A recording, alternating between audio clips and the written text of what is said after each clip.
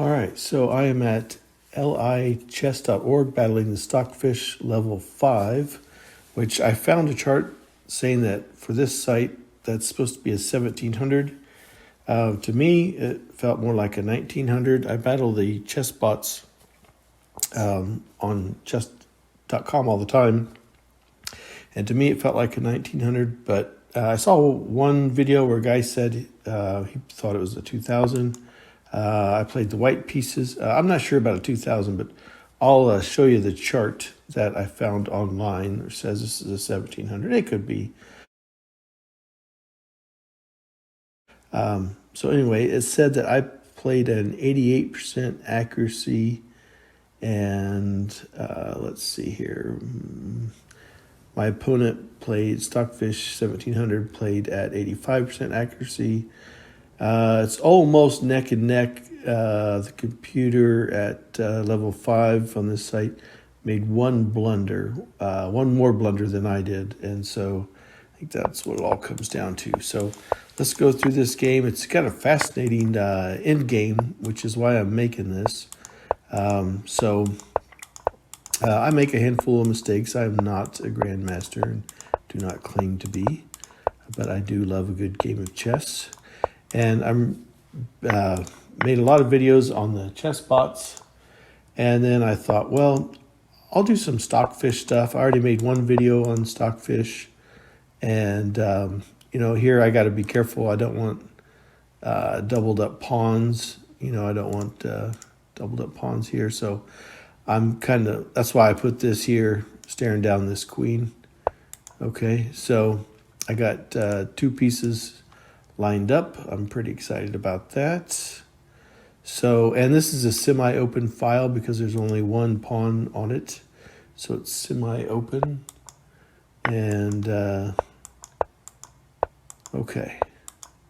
Yeah, and in the game, the computer says I should have went ahead and exchanged these rooks. And I thought about that and scratched my head.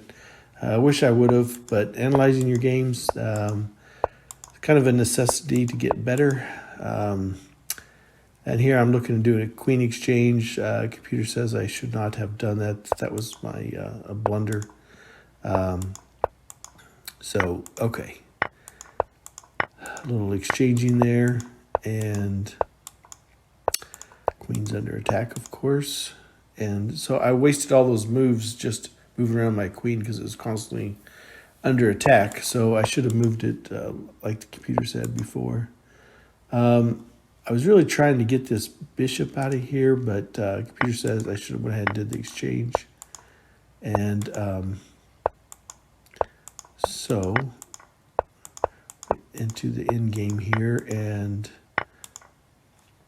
here I did this. Let me go back just a second here. This bishop here, battling a double bishop in the end game is terrible. So yes, I did make the sacrifice to have double stacked pawn just so I don't have to deal with double bishop. In the end game, I'd love to have double bishop, but if my opponent's going to have double bishop, no way. So looking to do an exchange right there, and we do. So now I am up a pawn. And one thing that I love is I love having a pawn on this side and a couple pawns on this side, so that the king is too busy. It can't stop them all. And I tell you, these 2 marching pawns are, if you do it right, are unstoppable.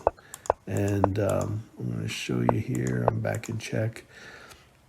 And I wanted to go to a square where I wouldn't just be thrown back in check again. So when the knight puts you in check, always watch out for that.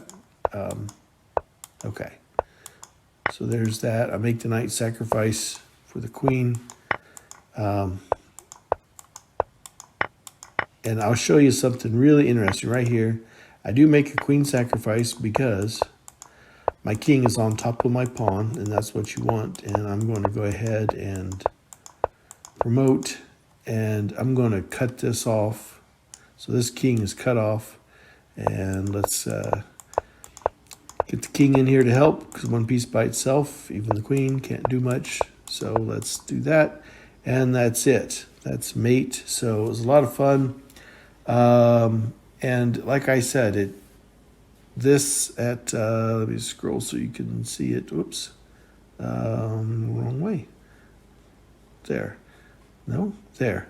I'm at lichess.org battling the Stockfish. I'm not being sponsored by these people in any way. Anyway, the chart shows it at 1700.